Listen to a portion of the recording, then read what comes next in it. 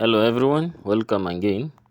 Now today I want to talk about a few things that I did not talk about in lesson 1. I want to show a different way of creating virtual environment using Visual Studio Code.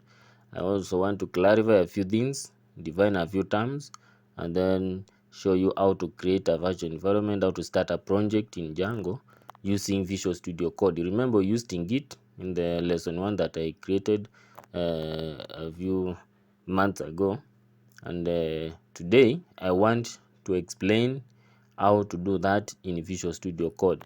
And I want to start by defining several terms, just like you should have understood what is Django, what is Python, what is VS Code, and what is Git, all that. And then also you should note that before starting these lessons, you should be having a knowledge about CSS and HTML.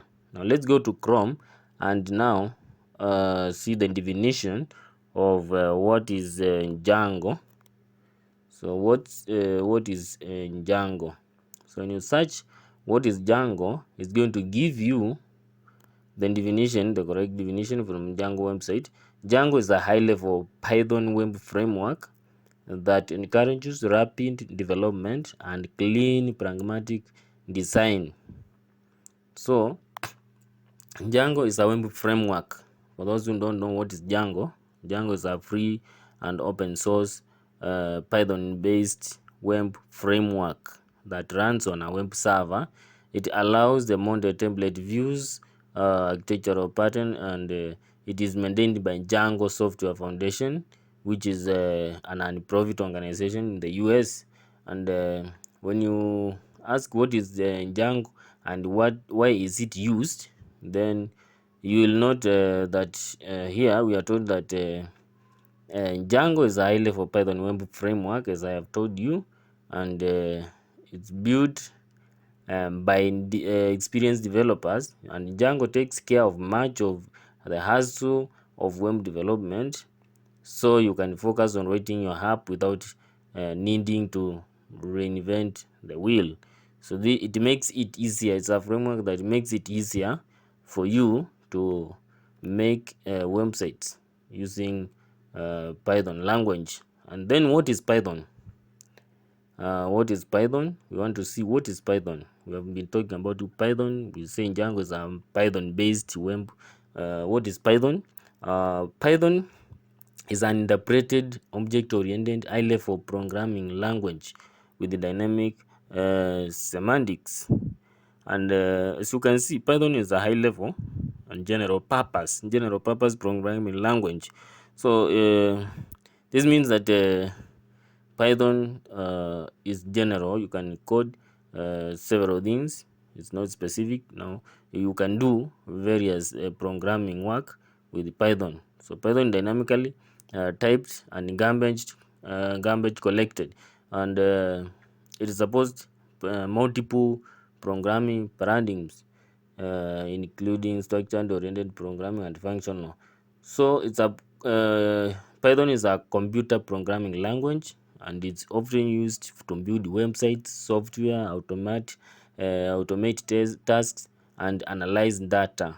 So it's a general purpose programming language, not specialized for any problems, and is used to create various programs. You can use Python to do very many things. So it's not a specialized programming language. It's used to do various things. The other thing that you're supposed to look at here is Visual Studio Code, because this is something that you have also been talking about. Visual Studio Code combines the simplicity of a source code editor and with the powerful developer tooling. Now, this is a platform where we type our code and execute our code. So it's commonly referred to as VS Code, and is a source code editor. It's a source code editor. It's developed by Microsoft for Windows, Linux, and Mac OS. So the features include support for debugging, syntax highlighting, intelligent code completion, snippets, code refactoring, and embedded Git. So what is Visual Code? What is Visual Code? Studio Code. Well, what is Visual Code or Studio? Used for, and then when you look at it, it's used to streamline code editor. It's used to edit code. When you are typing code, you are typing your Python code, you are typing your HTML code, you are typing your CSS, you can use VS Code. It's a platform where you type your code, where you're going to execute that code, then see the results. So there's something here called Git, which we also talked about in our lesson 1 when we are starting our project, web development in Django. And then Git is a DevOps tool used for source code management. It is a free and open source version. When you look at Git is a distributed version control system that tracks changes in any set of computer files. And we used Git lastly in lesson 1 to create a virtual environment. In this case, I want to be using Visual Studio Code. It's also another way, because we have been using Visual Studio Code in everything, so we should also have started with Visual Studio Code. But there's no problem, because if you create a virtual environment with Git, it's just the same thing. When you create with Visual Studio Code, the project is just going to work if you follow the instructions. There's no big difference when you are creating with Git and when you are creating with Visual Studio Code, as you are going to see here. So there are two ways where you can create a virtual environment: using Visual Studio Code or using Git.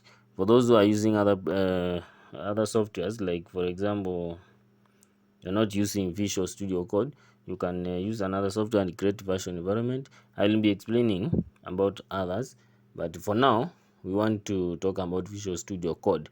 How do you get Visual Studio Code? You type Visual Studio Code and then you go to download. Type Visual Studio Code at the address bar of your Chrome browser. Go to download. Then, as you can see here, you will download for Windows. In this case, I'm using Windows operating system. And also there's how to download Python. How do you download Python? Python, when you type Python, you'll see the first thing here is python.org website.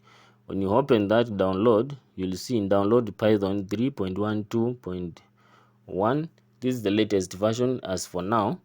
This Python keeps on increasing of updating the versions. So for Windows, you download here. You can download for Linux, Mac OS, and others, as you can see down there. So also there is the Django. Now Django, you don't download it from website. I will show you how to download Django and install Django. How to install Django in your project. So in here on our website for Django, you just get the notes of how to use Django. So Django is downloaded and installed using pip or Python packages. I'm going to explain here. So you should understand those terminologies: Django, Python, VS Code, and also Git. Those are the common things that you should know when you are using Python to create websites. Now, I want us to start now creating a virtual environment. This is the first step that you are supposed to do when you are creating a website using Django and Python. The first thing, you're supposed to create a folder. This folder is the one that is going to hold everything that you are going to be coding for your website. So create this folder anywhere on your computer. The other one you did not create on the desktop. We created somewhere else. But I'm going to explain here on the desktop, and I'll use the same names that we used on the previous lesson 1, because for those who are starting now, may be using this Visual Studio Code instead of the other one where we use Git. Then the process is just the same. After creating, you'll proceed from lesson 2 after creating a virtual environment. So when you create a folder, you will open it, rename the folder, and then open it. You'll see it is empty. This folder is empty, it has nothing. So we start here by right clicking on the folder, and instead of git bash here like we did last time, we open with Visual Code. We open with code. So right click on that folder and open with code. Right click, choose open with code. That means you have installed Visual Studio Code. If you have not installed Visual Studio Code, it will not be there. The option will not be there. So you must download and install Visual Studio Code first, so that you can be able to open the folder with Visual Code or with code. You should also make sure you install Python before doing this. So make sure you install Python, download Python from the python.org website, download and install it, install to path. So when it opens, this is the folder here. As you wait for it to open, there's something I was explaining about downloading Visual Studio Code and downloading Python. You make sure you install those two. Now when this opens like this, you go to new terminal. Click at the top menu there, you'll see terminal somewhere there. Then you click new terminal. Wait for the terminal to open. For the computers that are fast, it should have opened. It does not take a lot of time. So our folder is still empty, remember that. Now at the terminal has opened already. CPS, C users, we have created that folder on the desktop. Now you type python -m venv, then env. Venv is for virtual environment. Env is the name of the environment that you are creating. Click enter and you'll notice that env is created under web project folder with include lib scripts and that py-venv.cfg. So that is the environment. It's getting created, takes some time, so it's already there. When you check in your folder from desktop, you'll see there are new files that have been created there within a sample folder called env. So we have created a virtual environment within the web project folder. This time we are using Visual Studio Code. We are not using Git. Remember, you can also use Git at the terminal of the Visual Studio Code. Now this is done. The next step after creating environment is to activate the environment. And the activating the environment, you target the scripts. You type env, then scripts. Scripts is inside env, as you can see. This is where you have scripts. So it's written with capital S. So don't use small letter. Use scripts, capital S. Slash activate. Activate is inside scripts. When you open scripts, you will see activate with a small letter. There are several activate here. You have the activate, activate.bat, activate ps1, activate, deactivate bat. So you can use activate.ps1 if you want, if you don't want to find the error that I'm going to find here, but that is not problem. Just use activate, click enter to activate the virtual environment so that you can install Django to that environment. Now this is done. This error, I'm saying that this error does not affect anything at this point, but when you follow my lessons, you'll see that the error disappears after we do something at roughly lesson 4, debugging, lesson 3 or lesson 4, somewhere there, the error will disappear. So continue here at the terminal, type python -m pip install. We want to install something called pip, and if you already have pip installed, you can also have two hyphens, then upgrade pip. This means that this pip is going to be upgraded if it's already installed. If it's not installed, it's going to be installed and it's going to be upgraded to the newest version that is available. So already I have requirement already satisfied.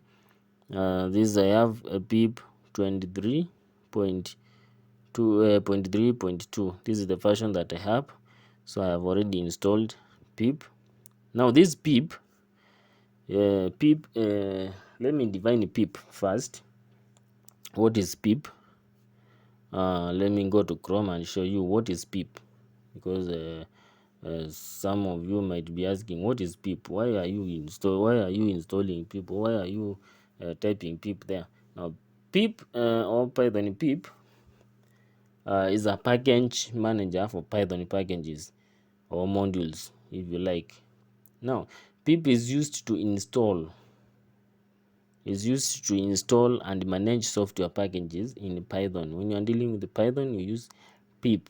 When you are dealing with Python for you want to install packages for Python, you use pip. It's used for installing Python packages and their dependencies in a secure manner. So it's a Python package installer for installing the Python packages and their dependencies in a secure manner. That is what we call pip. So anytime you want to install a package, you will be using pip install. Pip install the package, like that. Now here we want to install a package called Django. So pip install Django. This is the Django. Now this is how you install Django. Remember, I told you Django is not downloaded from website and installed. You install it at the terminal. So requirements already satisfied. This means I have Django in my computer. For some of you who are installing for the first time, you might see something different, but it should download and install. Then it tell you that the requirement is already satisfied. Once you install Django, now you will notice that you have your virtual environment there. It's active. Now we want to start the project now, and the project is going to be started using Django and min. So we leave everything about people, start now Django and min, then start project, and then we give the project a name. Django and min start project, the name of the project, let's call it my site. And then this project is supposed to be created inside web project. So that's where we put a space and dot to mean create this my site project inside the current folder. The dot is meaning current folder. So you'll see my site has been created here with these files. You have settings.py, sgi, urls.py, yeah, init py, and wsgy .py. Now that is the project. The project has started. Now Django app, when you look at the settings, you'll see these settings. I've been dealing with them in the lessons that you are going to see after this. You have urls.py. So when you have a project in Django, there are supposed to be apps for specific functionalities, as I have explained in lesson 14. So you have to start by creating an app that is going to be the main app for the website. Then later you'll create other apps, as you'll see from the other lessons that I have posted. Now to create a new app is python manage.py start app, and then the name of the app, python manage.py start app, then the name of the app. In this case I call the app main, and when you type like that and click enter, you'll see this main has been created. This is an app.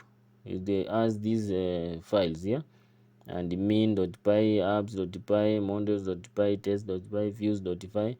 And then to complete this, you have to create something else called urls.py. So you right click on main and create a new file, urls.py.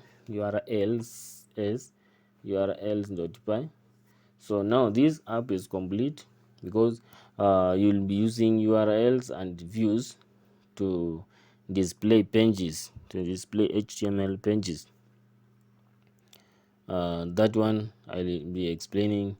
It's explained in the continuing lessons, lesson 2 to going forward. You'll understand the use of views.py. Now when you open your folder which was empty, you will see there are so many things created there. You created virtual environment, you created the app main with those files, you also created the project with those files settings .py. We also have the environment there with scripts and those files. So that is how you start a project in web development using Django. Django uses Python. It's used in when you have we're using Python. Django, as I have explained, is Python based. It's Python based. It's used to develop websites using Python. Now you can continue with the other lessons after this to complete learning about web, or to continue learning about web development. Remember, you should not forget to learn HTML and CSS before you start this project, because those are the basics of web development. Thank you. See you next time.